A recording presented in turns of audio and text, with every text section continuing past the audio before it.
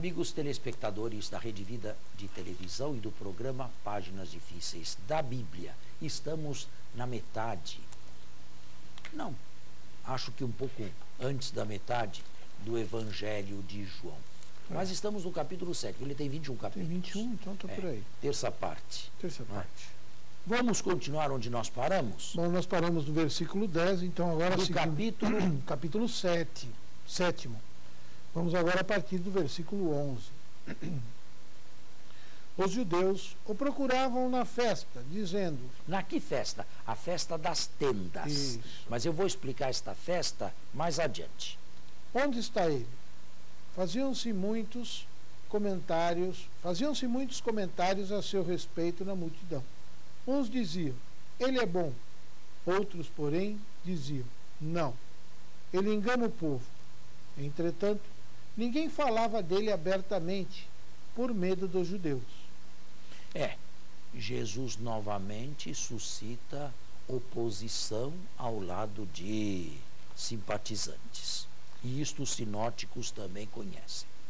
Quando a festa estava pelo meio, Jesus subiu ao templo e começou a ensinar.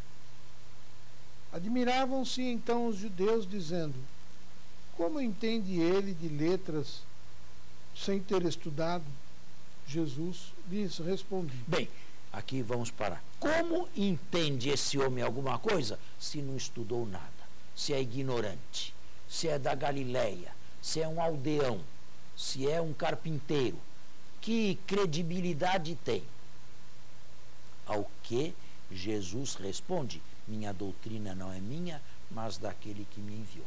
Ou seja, aqui há uma acusação de ignorância dos judeus para com Jesus. E Jesus responde que ele não é ignorante. Ele não estudou com nenhum rabino humano, mas ele esteve na escola do melhor de todos os rabinos, que é o Pai. A minha doutrina não é minha, mas daquele que me enviou. E assim Jesus responde à acusação grossolana de ignorância. Só que, para se entender a doutrina do grande rabino, que é Deus, que fala através de Jesus, é preciso estar vinculado a Deus. É preciso ser dócil a Deus. E aqui, docilidade a Deus neste evangelho não significa apenas obediência a seus preceitos éticos, aos 10 mandamentos, Sim. Por exemplo. Muito mais do que isso. Aqui, para se entender a profundidade de Jesus, é preciso abrir-se ao Pai com docilidade, abrir-se a Deus com docilidade, sem preconceitos, e deixar que Deus o influencie e o leve progressivamente a Jesus. Na verdade, Jesus esteve com o melhor de todos os ensinantes. Mas, mais uma vez, eles não sabem. Continue. E não compreendem. Minha doutrina não é minha, mas daquele que me enviou. Se alguém quer cumprir sua vontade, reconhecerá se minha doutrina é de Deus ou se falo por mim mesmo. Aí está. Mas é preciso, e isto não tem a oposição, uma docilidade para se abrir a Deus. Continue. Quem fala por si mesmo procura a sua própria glória. Enquanto uns procuram a glória dos outros, ou cada um procura a sua própria glória, deixam Deus de lado. E é claro que estas pessoas jamais serão conduzidas pelo Pai a Jesus. Mas aquele que procura a glória de quem o enviou é verdadeiro e nele não há injustiça. Moisés não vos deu a lei, no entanto, nenhum de vós pratica a lei. Por que procurais matar-me? A multidão respondeu: Tens um demônio. Quem procura matar-te? Na verdade, vão matá-lo e vão desrespeitar a lei de Moisés, o 5º mandamento, que não é não matar. Jesus lhes respondeu: realizei só uma obra e todos vós admirais. E qual foi a obra que ele realizou aqui? Ela está no capítulo 5º. Este capítulo 7º está aparentado muito estreitamente com o capítulo 5º, que foi a cura de um paralítico na piscina de Betesda, em Jerusalém, em dia de sábado. Realizei uma obra. Moisés vos deu a circuncisão, não que ela venha de Moisés, mas dos patriarcas. Já de Abraão. E vós a praticais em dia de sábado. Se um homem pode ser circuncidado em dia de sábado, para não se ir contra a circuncisão no 8º dia, quanto mais pode ser curado alguém que necessite de salvação também em dia de sábado? Se a circuncisão é válida no dia do sábado, por que uma obra boa não é válida no dia do sábado? Afinal de contas, em que patamar está o sábado? E como Deus quer que o sábado seja cultuado? Deixando de fazer o bem ou fazendo o bem? Ele se refere ao capítulo 5º, a cura do paralítico no sábado, em Jerusalém. Se um homem é circuncidado em dia de sábado, para que não se transgrida a lei de Moisés, por que vos irais contra mim, por eu ter curado um homem todo no sábado? Então, se a circuncisão, que é parcial, era permitida num sábado, por que a cura total não pode ser feita em dia de sábado? E nem colocando isso de uma maneira lógica, eles conseguiam entender e aceitar, né? Exato. Não julgueis pela aparência, mas julgai conforme a justiça. Alguns de Jerusalém diziam: não é a esse que procuram matar? Eis que fala publicamente e nada lhe dizem. Porventura as autoridades reconhecem ser ele o Cristo? Mas nós sabemos de onde esse é. Nós sabemos e não sabemos. Mais uma vez a técnica aqui. Esse nós sabemos de onde é. Continue a frase ao passo. Ao passo que ninguém saberá de onde será o Cristo quando ele vier. Eles sabem perfeitamente que Jesus é de Nazaré. Só que Jesus não é de Nazaré, Jesus é de Deus. Jesus não veio de Nazaré, Jesus veio do Pai. Eles sabem e não sabem. Eles julgam saber. Isto acontece conosco também, sabe? Julgamos muitas vezes saber e mostramos a ignorância, até professores de religião. Julgam saber e não sabem, mas imaginam que sabem. Então, em alta voz, Jesus ensinava no templo, dizendo: vós me conheceis e sabeis de onde eu sou. É irônico, não sabem nada. No entanto, não vim por minha própria vontade, mas é verdadeiro aquele que me enviou, e que não conheceis. Por isso desconhecem tudo. Eu, porém, o conheço, porque dele procedo. E foi ele quem me enviou. Procuravam então prendê-lo, mas ninguém lhe pôs a mão, porque não chegara a sua hora. Continue. Muitos, porém, dentre o povo, creram nele e diziam: quando o Cristo vier, fará porventura mais sinais do que os que esse fez? Os fariseus perceberam que o povo murmurava tais coisas sobre Jesus, e eles enviaram alguns guardas para prendê-lo. Disse então Jesus: por pouco tempo estou convosco, e vou para aquele que me enviou. Vós me procureis e não me encontrareis. Vós me procurareis. Vós me procurareis, obrigado. Vós me procurareis e não me encontrareis, e onde eu estou, vós não podeis vir. Bem, e aí está o grande castigo, aqui está a grande chancela que Deus porá à escolha dos judeus. Eles teimam em não conhecer Jesus, eles teimam em ignorar Jesus, eles perderam uma oportunidade única, ela está já fugindo das mãos, porque Jesus irá subir para o Pai e eles não irão mais encontrá-lo. Continue. Disseram entre si os judeus: para onde irá ele, que não o poderemos encontrar? Irá por acaso aos dispersos entre os gregos para ensinar aos gregos? Exatamente. Ele irá para a diáspora para ensinar aos gregos? Ironicamente, era isso que aconteceu quando este evangelho foi escrito. A palavra do evangelho não era mais anunciada aos judeus, e sim aos gregos da diáspora. Ele irá à diáspora pregar o evangelho. Ele fez a palavra dos judeus ali virar uma profecia. Exatamente.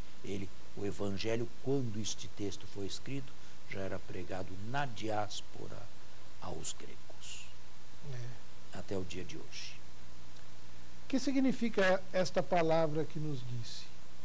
Vós me procurareis e não me encontrareis. E onde eu estou, vós não podeis vir. Vamos fazer um intervalo e já voltamos. Acho que vou ler novamente aqui o texto, né? Pode ser? Pode. O que significa esta palavra que nos disse? Vós me procurareis e não me encontrareis. E onde eu estou, vós não podeis vir. E isto de fato aconteceu. Se foi, perderam a única ocasião de se encontrar o enviado de Deus, e hoje, e a partir de então, o evangelho foi para a diáspora, para os gregos da diáspora. Muito bom. Continuamos? Continue. No último dia da festa, o mais solene, Jesus, de pé, disse em alta voz. E agora eu abro um grande parênteses aqui para falar a respeito desta festa das tendas. Antigamente era chamada festa das cabanas, ou então festa da colheita. Era uma festa autumnal que se celebrava no final de setembro ou início de outubro, dependendo do calendário solar e lunar dos judeus. Eu estive agora, este ano aqui, na festa das tendas em Jerusalém. Quer dizer, a última vez que estive em Jerusalém, que foi no final de setembro, começo de outubro, era exatamente a semana das tendas, Sukkot, que eles chamam, Sukkot. Até hoje é uma festa sentida. Bem, esta festa se carregou de muitos significados. Era a festa da grande realeza de Deus. Era a festa em que se comemorava a vinda gloriosa e triunfante de Deus a Sião. Era a festa em que Deus se encontraria com o seu povo. Era a festa em que o Messias se encontraria também com a sua gente. Os profetas, e sobretudo Zacarias, falam de uma festa das tendas idealizada, muito idealizada. Nenhum estrangeiro mais estará em Jerusalém. As nações todas virão a Jerusalém para celebrar a festa das tendas. Aqueles que não vierem a Jerusalém para a festa das tendas serão castigados. Os assírios virão, os egípcios virão, todos virão para a festa das tendas. Nesta festa também se rezava e se pedia pela chuva. No no Oriente Médio, em Israel, chove poucas vezes por ano. As chuvas são de novembro a março.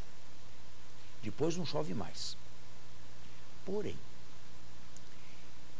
se esperava que na festa das tendas Deus derramasse alguma chuva, digamos, uma chuva anterior ao tempo.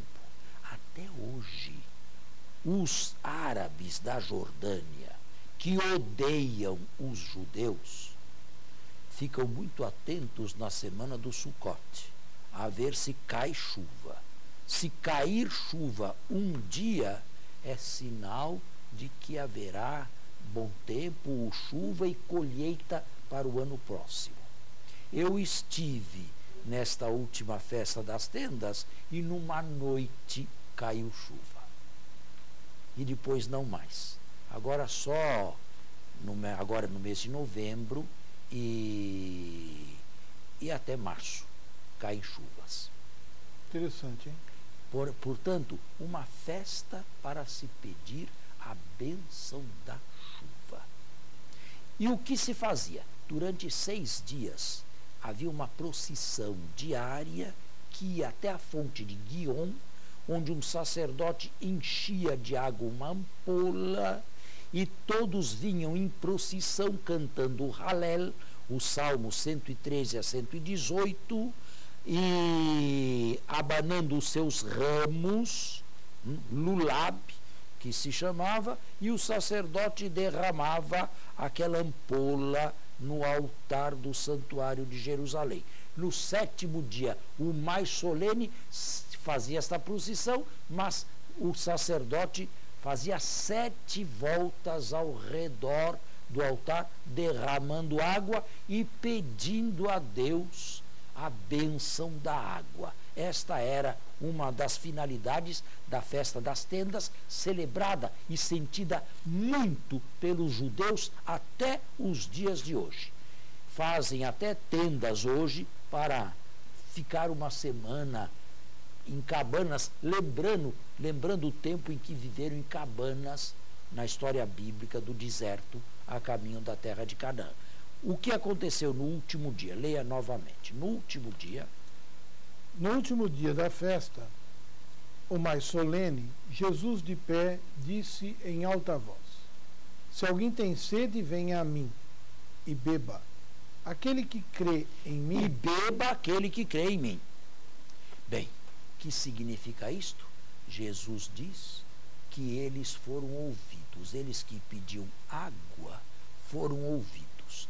Mas foram ouvidos de uma maneira que jamais poderiam ter imaginado.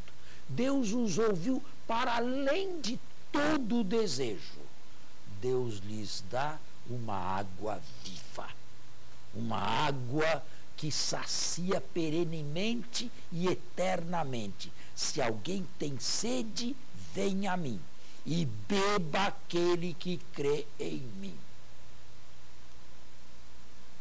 Continue. Conforme a palavra da Escritura. De seu seio... De seu seio, isto é, não do seio do crente, do seio de Jesus. Jorrarão rios de água viva. Ele falava do Espírito que deviam receber aqueles que tinham crido nele, pois não havia ainda Espírito, porque Jesus ainda não fora glorificado. E quando Jesus foi glorificado na cruz, imediatamente com a lança do soldado, saiu sangue e água. O desejo deles estava plenamente satisfeito por Deus. Só que, mais uma vez, num nível infinitamente superior, num nível que eles não podiam imaginar. Vejam como o evangelista João se serve sistematicamente das celebrações do Antigo Testamento para dizer: estão superadas e nós temos coisa muito melhor no cristianismo. É a água viva. Agora, quem tem sede, vem a mim e beba quem crê em mim. Jesus é água viva em que sentido? Aqui, no capítulo 7, no mesmo sentido que no capítulo 4. Jesus é água viva, quer na sua palavra, na sua revelação, na sua doutrina, quer no Espírito Santo que ele enviará. As duas coisas, as duas realidades são indicadas através da metáfora da água viva. Água viva, metáfora da palavra, da revelação, água viva, metáfora do Espírito também. E de resto, o Espírito e a palavra estão unidos, porque neste evangelho aqui, o Espírito é o Espírito da verdade, que introduz na verdade da palavra de Jesus. Bom. Está bem claro? Sim. Então acho que nós vamos ter que terminar o texto por aqui. Não é? Eu não quero adiantar mais, porque o nosso tempo está praticamente esgotado. Tem alguma pergunta? Não, é isso mesmo. Está bem. Está bem não, claro? Nenhuma pergunta. Então, claro, o próximo bloco, que ainda não acabou, o capítulo 7 ainda não acabou, ainda é um vamos. capítulo bastante polêmico, este aqui, por causa do milagre feito no capítulo 5, não é? E nós o encerraremos na nossa próxima... A semana que vem vamos do 39 em diante. Tá bem. Versículo Muito 39. obrigado. Bom final de semana, bom domingo, até a próxima sexta.